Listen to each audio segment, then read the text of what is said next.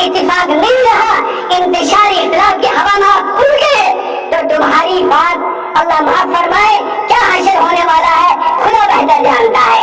इसलिए मेरे दोस्तों, नौजवान किराम से गुजारिश करता हूँ, ये मोबाइल पे जो व्हाट्सएप और जितनी चीजें आ रही हैं, आप ध्यान न दें, रुजू इल्लाह और तमस्सुक बिल किताब और सुन्नत रसूल पर आप ध्यान दें। अवाम खवास के जहन बनाए, अवाम का जहन बिगाड़ने वाले और अवाम का जहन बनाने वाले हम लोग जिम्मेदार हैं।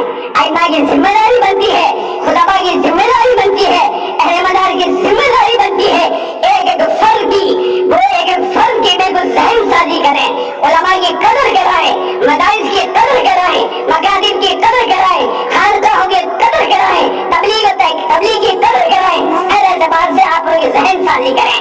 अगर खुदा न खास्ता इस फरीजे से अगर आपने हाथ धो बैठे और आपने सबूत इख्तियार कर ली, तो क़यामत के खुदा तुमसे पूछेंगे। आप मसूल हैं, आप जिम्मेदार हैं और आपके पीछे कौम चलती है। ये मेवात ऐसी कौम है, हमने दुनिया के कई मुल्कों में सफर किया है, हिंदुस्तान में सफर किया है।